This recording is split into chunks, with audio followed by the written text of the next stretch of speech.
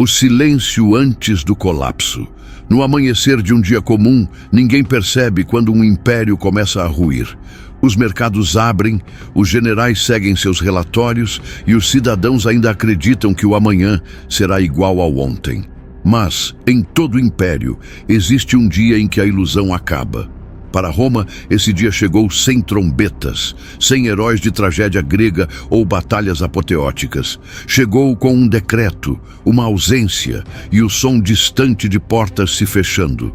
A história que você vai ouvir não é sobre uma batalha perdida. É sobre a perda do poder em silêncio. O instante em que o centro do mundo percebeu que já não comandava nada. E se você observar com atenção, vai perceber. Cada império, inclusive o nosso moderno, repete o mesmo padrão. O império que nunca dormia, Roma, dominava o mundo, ou pelo menos acreditava nisso. No ano 476 da Era Comum, a cidade ainda ostentava colunas, legiões, moedas douradas com a face de imperadores. Mas essas eram sombras de glórias antigas.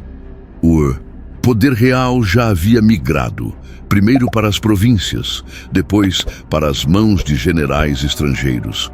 Os imperadores do final do império não eram mais conquistadores. Eram símbolos vazios, bonecos de cera numa peça que ninguém assistia. Enquanto isso, o verdadeiro poder se movia fora das muralhas, entre tribos germânicas, chefes militares e burocratas cansados. A máquina romana ainda funcionava, mas como um relógio sem ponteiros, fazia barulho, mas não marcava mais o tempo. A sombra de Senos, Roma. O que destrói um império raramente é o inimigo externo, é o peso interno, corrupção, arrogância e um cansaço que se infiltra nas instituições como ferrugem. Roma havia se dividido, Oriente e Ocidente. No Oriente, Bizâncio prosperava sob muralhas de ouro e uma burocracia afiada. No Ocidente, o império cambaleava, as estradas ruíam, as cidades esvaziavam e os exércitos eram pagos por quem? Boa pergunta. Os soldados deixaram de lutar por Roma, lutavam por quem os alimentava e, assim, o império que um dia comprou lealdade com glória, agora comprava com moedas de cobre.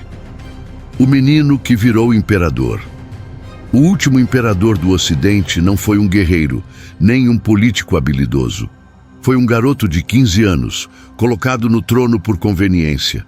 O nome dele, Rômulo Augusto. O destino, e talvez a ironia, quis que ele tivesse o mesmo nome do fundador de Roma, Rômulo. Mas este Rômulo não fundaria nada. Ele seria o último.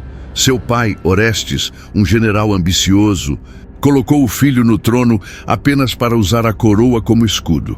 O plano era simples, governar em nome do filho e manter as aparências. Mas a aparência não sustenta impérios. Enquanto isso, outro homem observava. Um general germânico chamado Odoacro. Ele não era romano, mas lutava nas fileiras romanas e via de dentro o império apodrecer. O jogo duplo de Orestes. Orestes acreditava que podia controlar o caos. Era um homem esperto, político e calculista. Mas cometia o erro clássico dos homens, de poder. Achava que o sistema ainda respondia aos seus comandos. Ele prometeu terras aos bárbaros que lutavam no exército romano. Quando chegou a hora de cumprir, recuou. Os bárbaros, germânicos, hunos, alanos, eram a força militar do império. Sem eles, não havia legiões. E sem legiões, não havia Roma. Odoacro percebeu a oportunidade. Se Roma não cumpria promessas, ele criaria uma nova ordem. Em poucos meses, as lealdades mudaram. Não por ideologia, mas por sobrevivência. O cerco sem glória. No verão de 476, Odoacro marchou sobre Ravenna, a capital do Império Romano do Ocidente.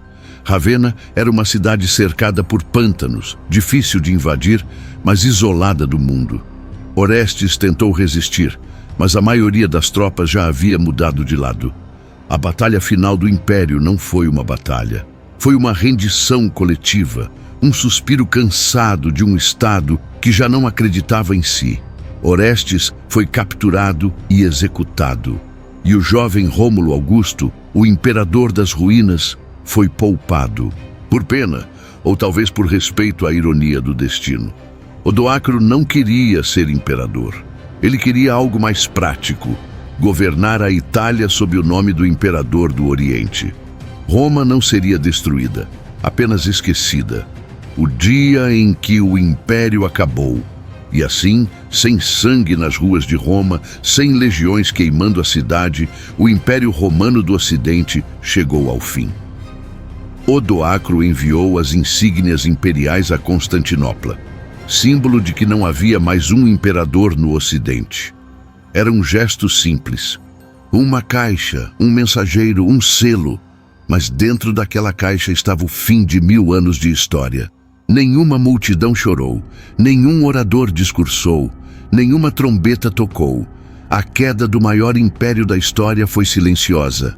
O império de pós-Roma. E ainda assim, Roma continuou viva, nas leis, nas estradas, na língua, na igreja, nas fronteiras imaginárias da civilização. Odoacro governou como rei da Itália, mas usava títulos romanos. Os senadores continuaram a se reunir. Os tributos continuaram a ser cobrados. A diferença é que agora ninguém acreditava que Roma era eterna. O sonho havia acabado, mas a ilusão demorou a morrer. O erro dos vitoriosos Odoacro acreditava que havia restaurado a ordem. Mas, como todo vencedor de império em ruína, ele confundiu calmaria com estabilidade. A queda de Roma não era o fim. Era o começo de algo ainda mais turbulento. As tribos germânicas lutariam entre si. O cristianismo dividiria o continente e o poder se fragmentaria em feudos. O mapa da Europa que conhecemos nasceria do cadáver do Império. E enquanto o Oriente Bizantino ainda se via como herdeiro legítimo de Roma, o Ocidente se desintegrava em pequenas coroas, cada uma sonhando com sua própria eternidade. A lição do colapso. O que destruiu Roma não foi uma espada bárbara, foi o esquecimento da realidade. Quando as instituições deixam de servir ao povo e passam a servir a si mesmas, o império entra em modo automático. E quando todos fingem que ainda há poder no centro, mas o centro já está vazio, o colapso é apenas questão de tempo. Roma não caiu em um dia. Mas houve um dia em que ela percebeu que já tinha caído. E esse é o verdadeiro dia em que o império desmoronou. O espelho do presente. Pense nisso. Todo império moderno, econômico, político ou digital, acredita que é diferente, que aprendeu com o passado. Mas todos têm seus Orestes tentando controlar o inevitável, seus Odoacros esperando o momento de agir, e seus Rômulos, jovens símbolos de um poder que já não existe. A história de Roma não é apenas sobre Roma. É sobre o ciclo de arrogância e esquecimento que se repete há milênios. E talvez sobre nós mesmos. O fantasma de Roma. Séculos depois, os reis medievais ainda se chamavam imperadores romanos. A igreja ainda falava em herdar o legado de Roma. E cada império europeu, do espanhol ao britânico, acreditava ser a nova Roma. Mas a verdade é que Roma nunca ressurgiu. Ela se dissolveu em ideias, em símbolos, em sistemas de poder que sobrevivem até hoje. O direito romano, o Senado, o conceito de cidadania, tudo isso nasceu das ruínas. O império morreu, mas seu fantasma ainda governa o mundo. O dia depois do fim. Imagine acordar no dia seguinte ao colapso de uma civilização. As moedas ainda circulam, as igrejas abrem, as pessoas vivem suas rotinas. Mas, de repente, o futuro perdeu o mapa. É assim que se parece o dia seguinte ao fim de um império.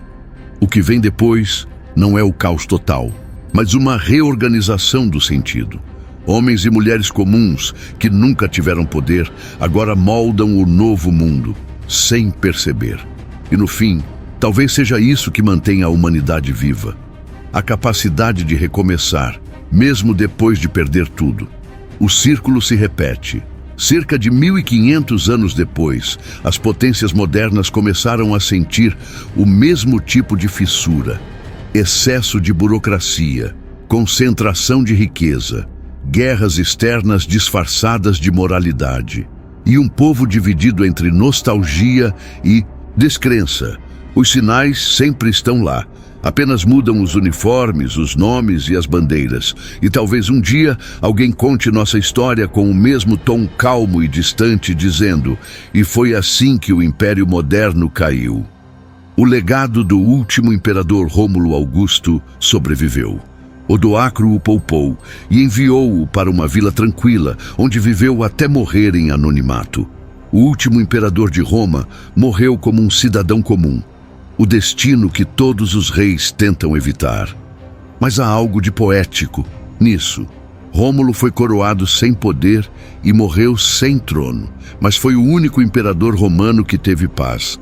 Talvez esse tenha sido o último presente que Roma pôde dar a um de seus filhos: a liberdade de viver fora da eternidade. A lição final. Se existe uma moral na história da queda de Roma, é esta: nenhum império é destruído, ele apenas muda de forma. Os romanos acreditavam ter criado algo eterno, e de certo modo criaram, mas a eternidade não está nas muralhas nem nos tronos, está nas ideias que sobrevivem quando tudo mais desmorona. O calendário que usamos, as leis que seguimos, as línguas que falamos, tudo isso é Roma, ainda pulsando nas veias do mundo. E talvez, ao reconhecer isso, possamos evitar o destino deles, ou pelo menos cair com a mesma dignidade. O último eco. Dizem que o último imperador de Roma, ao deixar o palácio, olhou para trás uma última vez. Ninguém sabe o que ele viu, mas talvez tenha sentido o mesmo que todo líder sente ao perceber o fim, que o império nunca foi dele e que o tempo pertence a quem o entende, não a quem tenta detê-lo. Roma caiu, mas não desapareceu. Ela apenas mudou de nome e talvez ainda viva entre nós, escondida nos códigos, nas leis, nas cidades e nas nossas próprias ilusões de poder. Chamado ao espectador. Se você chegou até aqui, pense: quais impérios ainda acreditamos que são eternos? A economia global? As redes sociais? A democracia? Ou será que já vivemos o mesmo colapso, só que ainda não percebemos? Deixe nos comentários qual você acha que será o próximo império a desmoronar. Quero ler sua visão e quem sabe fazer um vídeo inteiro sobre isso. Se você gosta de narrativas históricas com esse olhar crítico, curta o vídeo, inscreva-se no canal e ative o sininho. Assim você não perde os próximos episódios dessa série sobre o fim dos impérios. E lembre-se, todo poder, cedo ou tarde, se transforma em história. A questão é: quem vai contar a sua?